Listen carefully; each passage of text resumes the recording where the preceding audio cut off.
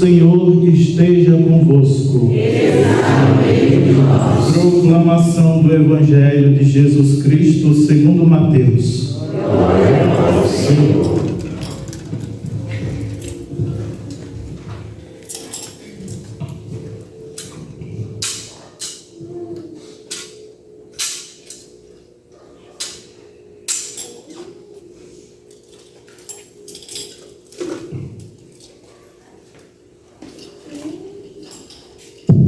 Naquele tempo, Jesus contou outra parábola à multidão. O reino dos céus é como um homem que semeou boa semente no seu campo. Enquanto todos dormiam, veio seu inimigo, semeou o joio no meio do trigo e foi embora. Quando o trigo cresceu e as espigas começaram a se formar, apareceu também o joio. Os empregados foram procurar o dono e lhe disseram: Senhor, não semeaste boa semente no teu campo? De onde veio então o joio? O dono respondeu: Foi algum inimigo que fez isso. Os empregados lhe perguntaram: Queres que vamos arrancar o joio? O dono respondeu: Não.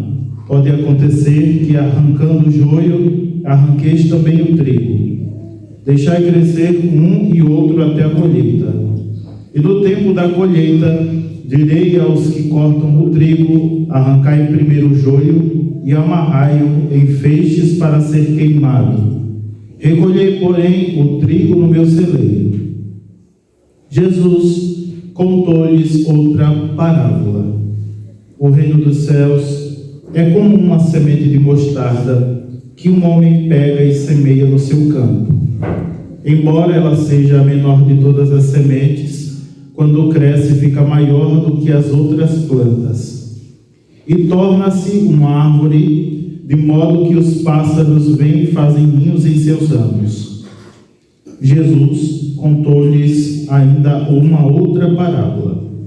O reino dos céus é como um fermento que uma mulher pega e mistura com 3 porções de farinha até que tudo fique fermentado. Tudo isso Jesus falava em parábolas às multidões. Nada lhes falava sem usar parábolas, para se cumprir o que foi dito pelo profeta: abrirei a boca para falar em parábolas. Vou proclamar coisas escondidas desde a criação do mundo. Então, Jesus deixou as multidões e foi para casa. Seus discípulos aproximaram-se dele e disseram: Explica-nos a parábola do joio. Jesus respondeu: Aquele que semeia a boa semente é o Filho do Homem. O campo é o mundo. A boa semente são os que pertencem ao reino. O joio são os que pertencem ao maligno. O inimigo que semeou o joio é o diabo. A colheita é o fim dos tempos. Os ceifeiros são os anjos. Como o joio é recolhido e queimado ao fogo, assim também acontecerá no fim dos tempos. O Filho do Homem enviará os seus anjos e eles retirarão do seu reino todos os que fazem outros pecar e os que praticam o mal, e depois os lançarão na fornalha de fogo. Aí haverá choro e ranger de dentes. Então os justos brilharão como o sol no reino de seu Pai. Quem tem ouvidos, ouça. Palavra da salvação.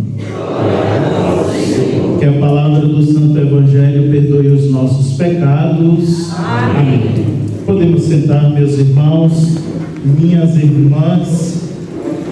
A liturgia da palavra de hoje é uma liturgia muito bonita, para que a gente possa beber da espiritualidade do próprio Cristo e trazer para o nosso coração aquilo que o Senhor, de forma muito admirável, quer nos falar hoje. Primeira leitura do livro da Sabedoria fala de um Deus no Antigo Testamento que deixa com que a sua misericórdia, a sua fidelidade, ela se estenda para todos aqueles que compreendem a vontade de Deus.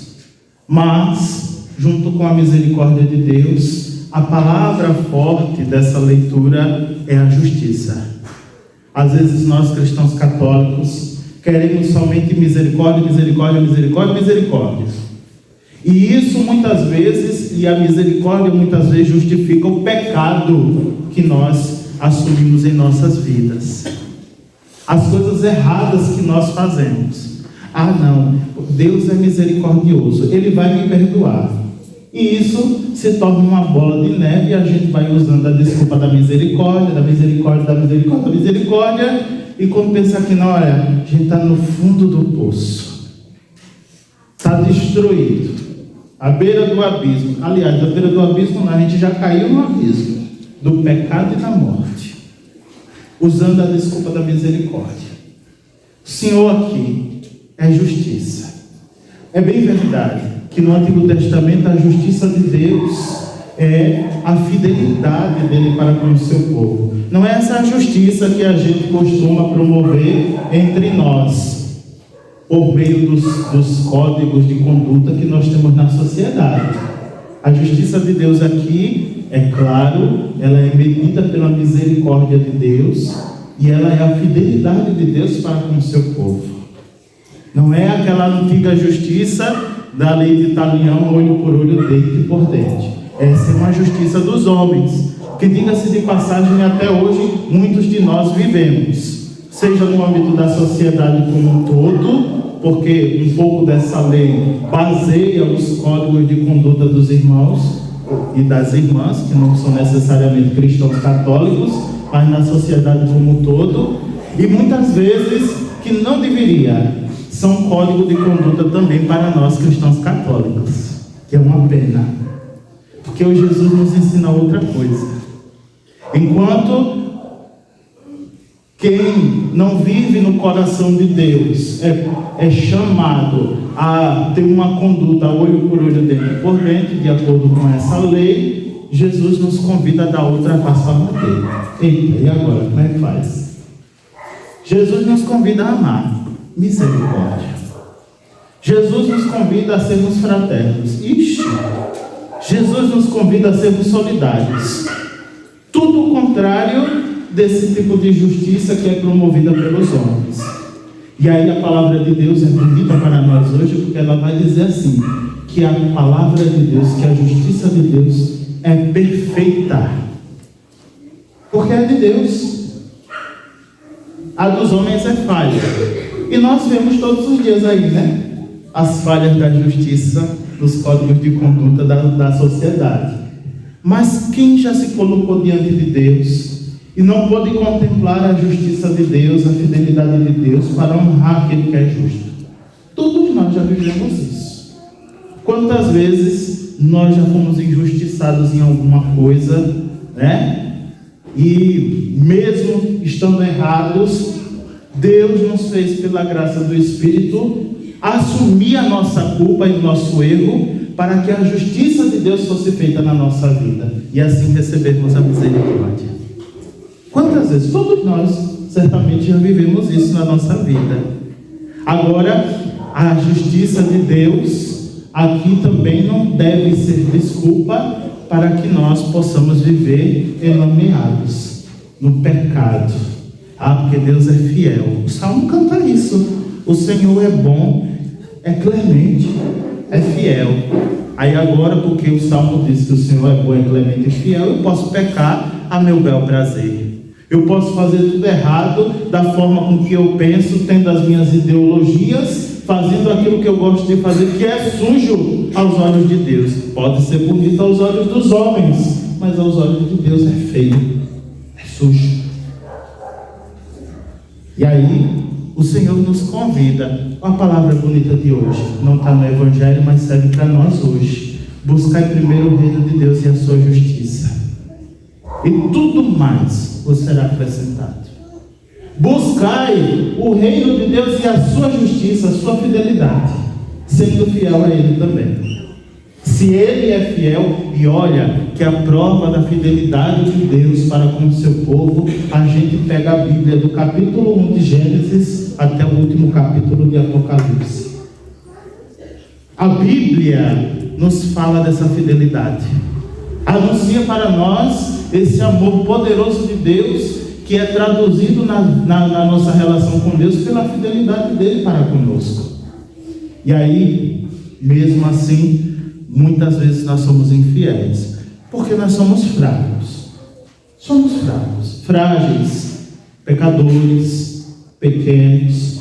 Eu dizia 2 homilias atrás, 2 domingos atrás, lá no meu santuário, que aqui, eu dizia lá, no meu santuário, aqui na igreja, não é casa de santo. Aqui é casa de pecadores. Porque o lugar do encontro não é o lugar do encontro dos santos. É o lugar do encontro dos pecadores. Se não fosse assim, não teria sentido a gente fazer o ato penitencial na missa, para pedir misericórdia, para pedir perdão a Deus, para que dignos e puros a gente possa se aproximar da mesa da Eucaristia. Eu sou pecador e reconheço isso na Santa Missa. Vós sois pecadores e reconhecem essa fraqueza na Santa Missa, no ato penitencial. Mas não obstante a nossa condição de pecadores, Deus nos ama com um amor inexplicável. Deus nos quer de uma forma que a gente não entende. Deus faz por nós maravilhas, e nas nossas vidas faz maravilhas que a gente não consegue entender. Amados irmãos e irmãs, a segunda leitura da carta de São Paulo aos Romanos vai nos dar uma direção para que a gente possa entender um pouco o que vem de Deus, que é inexplicável. É graça do Espírito Santo. Segunda leitura. É graça do Espírito Santo. Tudo deve ser graça do Espírito Santo. Sobretudo o entendimento dessa bondade, dessa fidelidade de Deus na nossa vida. Deve ser a graça do Espírito Santo. Aquele que vive pecando, que vive no erro, ele deve se colocar na presença de Deus e pedir ao Espírito Santo que revele o seu pecado. Quer ver só? O Salmo canta: eu reconheço toda a minha iniquidade. O meu pecado está sempre à minha frente. Foi contra vós, Senhor, só contra vós que eu pequei e pratiquei o que é mal aos vossos olhos. É um reconhecimento do salmista, dizendo que, de fato, nós somos pecadores. Mas não saberemos se somos pecadores mesmo, de fato, se o Espírito de Deus não nos revelar isso. Porque o pecado cega. Tem gente que vive na lama e não sabe, não enxerga que está vivendo na lama. Tem gente que vive no sofrimento, com a vida errada, fazendo coisas que não presta, que não é certo, e não consegue enxergar o grande mal que faz a si mesmo e por consequência ao outro. É graça do Espírito que seja revelado a esse irmão, a essa irmã, que ele compreenda pelo dom do entendimento que ele é um pecador. Se nós estamos aqui, é porque Deus nos concedeu pelo Espírito a graça de entendermos que nós somos pecadores. E que nós necessitamos da bondade e da fidelidade de Deus, que é a justiça, mas sobretudo da misericórdia dele para estarmos aqui. Veja só, a palavra de Deus hoje fala de 3 parábolas. Mateus, estamos vivendo o ano de Mateus na liturgia. Esses dias estamos lendo especificamente o capítulo 13 de Mateus. Nesse capítulo 13 tem 7 parábolas. 7 é um número perfeito. É a palavra de Deus que nos é dada de forma perfeita nessa liturgia. 7 parábolas. Mas só hoje a liturgia nos garante 3. A primeira é a do trigo e do joio, a segunda é a do grão de mostarda e a terceira é a do fermento. 3. Dessas 3, Jesus tem a paciência de explicar uma, que é a do joio, que eu li no fim do Evangelho, explicando muito bem o que significa cada coisa. Não seria para nós uma palavra forte se essa palavra não nos incomodasse? Eu dizia na matriz, quem vem para a igreja, eu saí da missa maravilhoso, esplêndido. Não é para você sair maravilhoso e esplêndido da missa. É para você sair cheio de graça. É para você sair incomodado, meu irmão, minha irmã. Porque a palavra de Deus nos incomoda. E se essa palavra não nos incomodar, se ela deixar de nos incomodar, duas coisas podem estar acontecendo. Ou eu já sou muito santo, igual Santa Teresinha do Menino Jesus, que eu acho que é difícil. Ou eu me acomodei com o pecado. O pecado já está tão introjetado na minha vida que a palavra de libertação que eu recebo da parte de Deus não consegue mais produzir frutos dentro de mim. Perceba, a palavra deve incomodar. A palavra deve tocar na ferida, como diria São Paulo, no espinho da carne de todos nós, para que nós possamos ser libertos do pecado que muitas vezes a gente vive, das tribulações, até mesmo das angústias que a gente passa. É a palavra de Deus. E desde o começo do tempo comum, nós fomos colocados na escola de Jesus Mestre. Desde o primeiro domingo do tempo comum, Jesus Mestre vai nos ensinando como assumir o reino de Deus na nossa vida, e esse reino vem se tomando força, vem tomando grandiosidade nessas últimas 2 semanas. Por isso que nós chegamos hoje aqui com 3 parábolas que falam exclusivamente do reino dos céus. O reino é dos céus, não é desse mundo, é dos céus. Agora, o reino dos céus pode ser aqui e agora. Pode ser começado, aliás, deve começar em nossas vidas e ser constituído dentro de nós aqui e agora. Sabe como? Pela missa que a gente participa, pela nossa doação à comunidade. Eu não falo doação de dinheiro, não. É doação de vida. Estar com os irmãos, se confraternizar com os irmãos, amar os irmãos, se fazer presente na vida da comunidade. E que esse reino que começa a ser vivido e traduzido na vida dos irmãos na comunidade também seja um reflexo lá na minha casa, com a minha família. Tem gente que vive o reino de Deus na igreja, na missa, está tudo bem, está tudo maravilhoso, mas quando chega em casa é um tormento. Não. O reino aqui é vivido, mas lá na tua casa ele tem a primazia. A tua casa é a tua primeira igreja. Não é verdade? A tua família são os teus primeiros irmãos. A tua casa e a tua família, a palavra nos convida a servir ao Senhor. Então é lá em casa que deve começar o reino de Deus acontecer. Eu dizia lá na matriz que é triste hoje em dia a gente ver que muitos pais mandam as crianças para a catequese, um menino com 5, 6, 7, 8, 10 anos, e não sabe rezar um Pai Nosso e uma Ave Maria. É triste e vergonhoso para os pais. Não, vou deixar para o catequista, porque o Frei Gilson tem um grupo de catequistas muito competentes, né, bem formados, e eles vão ensinar direitinho as crianças a rezarem o Pai Nosso, a Ave Maria e as orações que se seguem. Não! O querigma, que é o primeiro anúncio da palavra de Deus. Veja só, eu sou do interior de Alagoas. A minha fé era uma fé muito pura. Hoje é uma fé mais racional, porque eu cursei teologia, sou sacerdote. Mas eu sempre tive uma fé muito pura. Do senso comum do povo de Deus, que na sua simplicidade consegue enxergar as coisas mais bonitas de Deus. Eu ainda consigo fazer isso, mas hoje de uma forma mais racional e teológica.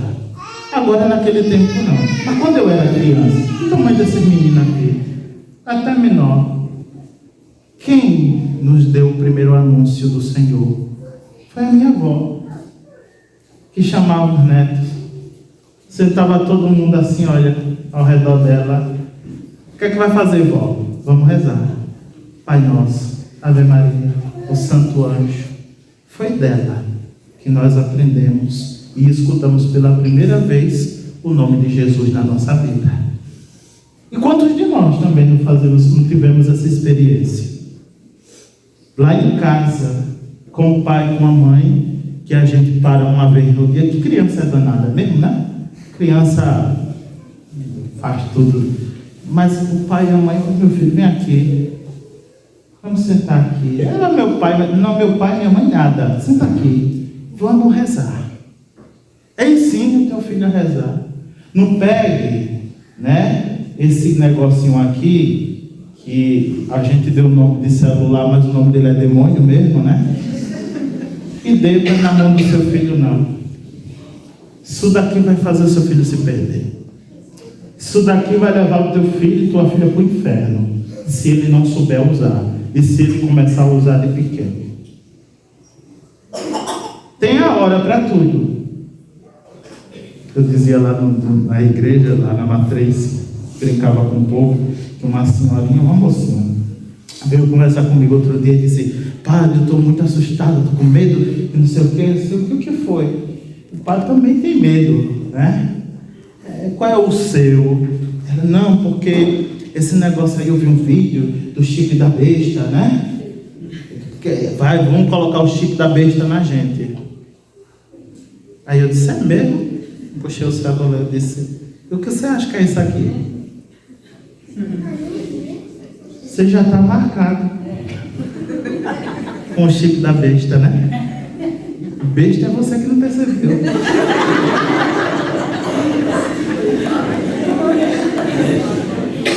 Vocês percebem os sinais dos tempos? A gente está esperando o quê? Para poder abrir os olhos. Está esperando que a tecnologia, que a ciência transborde para poder a gente ver que nós já fomos marcados. Tem gente que não dorme com esse diabo aqui, ó, na cara a noite inteira.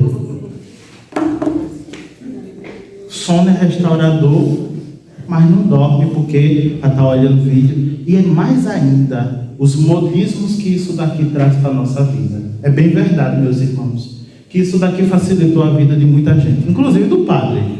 Hoje o padre resolve muita coisa por aqui, graças a Deus. Mas se a gente não souber usar isso daqui vira uma prisão na nossa vida, como já é na vida de muitos irmãos, que é difícil de se libertar. E é pecado, que vira vício.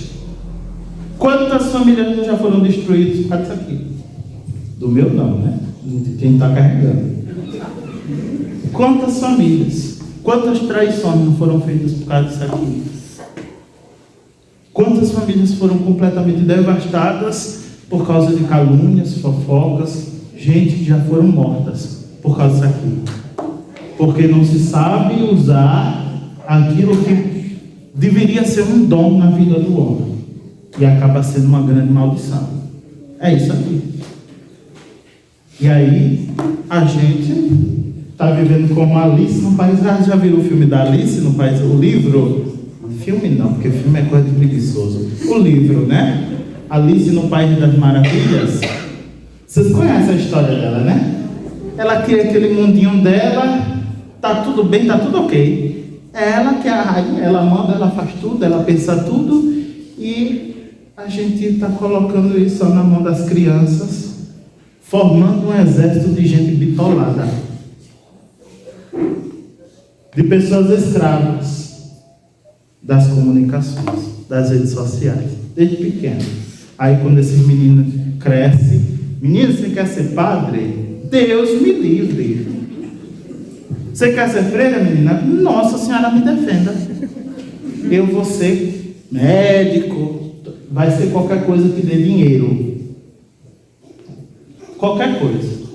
Menos o serviço do reino de Deus. E ainda tem família hoje que não quer mais ter filho, prefere ter cachorro. Eu brinco lá, né, Beto? Quando alguém diz assim, Padre, eu tenho meus filhos. Sim, quem são? Aí eu não sei o que, para fazer aqueles nomes estrambólicos, bota até nome de gente, cachorro, né? Eu fico imaginando uma mulher parindo um cachorro. Ainda faz um par de pecado. A que ponto o ser humano chegou? Né? Isso é uma agressão à dignidade do ser humano. Não que os bichinhos não tenham dignidade também, eles têm. Agora o homem foi feito para poder cruzar com a mulher e ter filho. Não foi para parir cachorro, foi para ter filho, criança, menino, gente. Cachorro nasce cachorro, cresce cachorro, morre cachorro. Gente nasce gente, cresce gente e morre gente, se for bem criado, né? Tem uns que parecem uns bichos, mas morre gente. Vocês entenderam? Que agressão nós estamos, assim, deixando que aconteça dentro da nossa casa. E aí fica comprometido aquilo que o Senhor nos convida a viver. Eu e minha casa serviremos ao Senhor. Buscar primeiro o reino de Deus e a sua justiça. O que vier depois é acréscimo pela graça do Espírito de Deus. O padre brinca, mas o negócio é sério. O negócio é sério. No mundo em que a gente vive hoje, o trabalho é mais importante do que Deus. E aí, essa semana, durante essa semana, a própria liturgia veio nos alertando. Olha, o homem não foi feito para o trabalho. Foi o trabalho que foi feito para o homem. Cuidado, que às vezes a gente entra no ativismo. Os preguiçosos não adoram escutar isso, né? A gente entra no ativismo e só quer trabalhar, e esquece que a gente tem família, esquece que a gente tem que ter uma vida espiritual, porque tem gente que trabalha tanto, esquece de rezar. Não reza um Pai Nosso, uma Ave Maria quando acorda, e quando vai dormir já está tão cansado de trabalhar o dia inteiro, é que não reza mesmo. Acorda, como diz um padre que eu conheço, como um jumento, vai dormir como um jumento batizado, né? Cuidado, irmãos.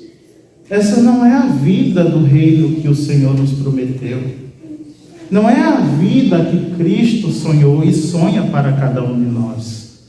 Não é esse o chamado de batizados, de missionários e missionárias que Deus nos consagrou para sermos, de testemunhos da fé de Jesus. Não é esse. Quando Cristo nos chama para sermos testemunhos da Boa Nova, do anúncio do Evangelho, Jesus nos convida a incorporar, a configurar nossa vida com a dele e dar, se for possível, o mesmo testemunho que ele. Tem uma música do Padre Zezinho que diz assim: amar como Jesus amou, sonhar como Jesus sonhou, pensar como Jesus pensou, viver como Jesus viveu, sentir o que Jesus sentia, sorrir como Jesus sorria, e ao chegar ao fim do dia, eu sei que eu dormiria muito mais feliz. Quem é que está indo dormir feliz porque fez tudo isso? De nós. Vocês estão vendo como é o negócio? Ser de Deus é exigente. Assumir o reino de Deus é exigente. Não adianta ficarmos com lenga-lenga, né, com meias palavras, com relativismo, sobretudo com as coisas de Deus e da igreja, porque isso é modismo, é coisa dos nossos dias, não é coisa de Deus. Eu não vou nem dizer qual é a moda da hora, né? Porque eu já vi que tem umas pessoas aqui que estão vestidas com essa cor, que eu acho ridículo. Misericórdia, Jesus. Liberta o teu povo disso. Liberta. Tudo a gente adere. Tudo. O que não presta, a gente adere. É bonito. Vamos, menina. Presta uma cor aí, vamos lá para o cinema. Ó. Misericórdia, Senhor. É uma escravização que a gente está passando e nem percebe. Deus nos fez para a liberdade. Foi para a liberdade que Cristo me libertou, te libertou, nos libertou. Não foi para vivermos escravos das ideias que os homens promovem, mas somente para servirmos a Deus naquilo que Ele nos pede. Por isso eu disse, buscai o reino de Deus e a sua justiça, que vier depois é acréscimo, né? Eu espero que nenhum católico tenha ido a cinema atrás desses negócios, né? Porque misericórdia, feio demais. Graças a Deus aqui todo mundo é santo, todo mundo já compreendeu a palavra de Deus muito bem e já se libertou de todo tipo de amarra. Graças a Deus. Louvado seja Deus. Mas, irmãos e irmãs, só para encerrar, eu queria dizer para vocês que na nossa vida a gente às vezes deixa que o inimigo tome conta de muitas coisas. E Jesus nos alerta sobre isso, né? Quando ele fala do joio, veja só, plantou o trigo. Aí de repente quem foi lá para plantar o joio? O inimigo. E Jesus diz depois explicando, o inimigo é o diabo. O inimigo é o diabo. Foi lá e plantou o joio. Ele sabia, o inimigo sabe, que o movimento natural era cortar o joio e, consequentemente, ia estragar muito a plantação de trigo. Mas Jesus, Deus, é muito mais esperto, vou dizer essa palavra, não seria essa, mas é muito mais esperto que o diabo. E ele diz, não, deixa crescer. Quando for no tempo certo, a gente separa. E assim fez. No tempo da colheita, separou o trigo do joio, foi para lá, para o fogo ser queimado o joio, e o trigo é recolhido no celeiro. O celeiro é o céu. O celeiro é o céu. E aquele joio que foi recolhido foi queimado no inferno. Quem nós somos? Nós somos trigo ou nós estamos crescendo na nossa vida espiritual como joio? Não fazendo aquilo que Deus nos pede. Não fazendo a vontade do Senhor. Vocês percebem? Que às vezes o inimigo vai plantando coisas na nossa vida e nós não vamos percebendo. Vivemos com gente abestalhada, olhando para cima. Tudo está bonito. Não está não. Desde o dia que nós somos batizados, nós travamos uma batalha espiritual com o inimigo, com aquele que nos repreende, com aquele que quer que a gente se perca, com aquele que quer que a gente se afaste de Deus, com aquele que não nos ama. Porque se ele nos amar, aí ele já vai ser uma coisa boa. Mas quem nos ama é Deus. Por isso que nós devemos estar atentos e pedir a graça do Espírito Santo para que possamos ter o discernimento sempre diante das coisas que vão acontecendo na nossa vida. Começando lá da minha casa, com a minha família, até chegar à comunidade que é a igreja. E ainda, nem todo aquele que diz Senhor, Senhor chega ao céu. Tem gente que se vangloria porque é católico, né? Eu rezo 5 terços por dia. Parabéns para você que tem tempo para rezar 5 terços. O padre ainda não está tendo esse tempo, gostaria. Eu sou de comunhão diária. Todo dia eu vou na igreja. Comum, todo dia. Mas quando eu chego na porta da igreja ali, eu mato meu irmão com a língua. Quando eu chego em casa, o cachorro vem, né? Todo balançando o rabinho. Eu digo, saca lá, desgraça. Isso porque queria fazer isso no marido, né? Aí o cachorro veio antes, aí foi quem levou o pobre. Vocês percebem? Vocês percebem? Rezo, mas não mudo meu coração. Não me converto. Comungo, mas os frutos da Eucaristia parece que não estão crescendo dentro de mim. Então, que nós, irmãos e irmãs, sejamos verdadeiros e autênticos cristãos, que ao comungarmos a Eucaristia, ao comungarmos a palavra de Deus, deixemos que essa palavra, que essa Eucaristia transforme a nossa vida. Nos transforme, renove aquilo que precisa ser renovado dentro de nós. E nos torne pessoas novas, autênticos cristãos. Olha, veja só. Eu fui na casa de uma pessoa que é uma pessoa muito boa, assim, da igreja, muito de oração, aquela coisa toda. E uma dona que estava lá, eu estava junto. Uma dona que estava lá aproveitou que o padre estava junto, né? Aí disse, não, porque o padre tal da paróquia é tal, para poder puxar meu saco, né? O padre tal é ruim, aquele padre... Essa senhora, vem menina, vem aqui. Vem menina. Minha irmã, você aqui não vai falar mal de padre. Você está ouvindo? Você não vai falar mal de padre. Se converta.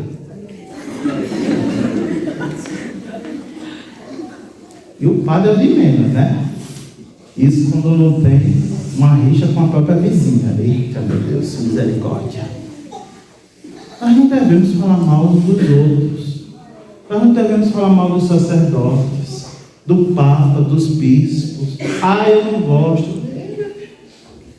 Problema seu. Se não gosta, vai rezar. Então, porque quando você não está gostando, o Papa está rezando, o bispo está rezando, o Padre está rezando, para que você seja salvo, para que você alcance o céu. Está trazendo a Eucaristia para que você possa experimentar a misericórdia de Deus. E aí a gente perde tempo com tanta bobagem na nossa vida, ao invés de amar mais, né? Amar mais, cuidar mais, rezar mais uns pelos outros. A gente decide acolher a obra do maligno, o joio que ele semeia na nossa caminhada de fé, e vai deixando que esse joio sufoque o trigo que é bom, que é justo, que é agradável, que Deus planta na nossa vida. Então, que essa Eucaristia possa nos fazer alcançar, pela graça de Deus, a santificação das nossas vidas. Que ela possa nos dar um entendimento para que nós possamos, de forma efetiva, de forma verdadeira, ter um encontro sincero com Jesus. Não um encontro superficial. Chega de católico superficial. Católico que vive de forma... Eu rezo hoje, amanhã eu não rezo, rezo depois de amanhã eu não rezo. Isso é o que mais tem. Católico tem que rezar todo dia. Tem que rezar o terço. Aí eu não gosto de Nossa Senhora. Você é protestante, não é católico. Rezar o terço todo dia. Foi isso que Nossa Senhora nos pediu? E quem é que faz isso? 3 pessoas levantaram o dedo, misericórdia, né? Todo mundo tem que rezar o terço todo dia. Nossa Senhora da Salete, quando apareceu em 19 de setembro de 1846, ela dizia para os 2 menininhos pequenininhos, Maximino e Melânia, fazeis bem vossas orações, meus filhos. Aí as 2 crianças disseram para ela, não muito, Senhora. Ah, meus filhos, é preciso fazê-la bem. Ao menos um Pai Nosso e uma Ave Maria ao acordar. Mas, se for possível, reze mais. Mas que a nossa oração seja autêntica, seja verdadeira, não seja automática. Quantos de nós na Santa Missa, o Padre diz, confiantes na misericórdia de Deus, rezemos a oração que o Senhor nos ensinou. Passou. Foi o que a gente rezou. Né? Vocês sabiam que a oração do Pai Nosso são alguns conselhos para a gente? Sabia, né? Só que a gente esquece, porque se torna automático viver para Deus. E ser de Deus e viver para Deus não pode ser automático. Tem que ser com sentimento, tem que ser com coragem, com força. É real, não é fantasia viver para Cristo. É real. Então, amados irmãos e irmãs, o Padre já está falando demais, misericórdia, né? Vamos ficar de pé e, com a graça de Deus, nessa Eucaristia, vamos agradecer ao Senhor por tantos benefícios e graças que nós recebemos da vossa infinita bondade em nossas vidas. Professemos a nossa fé.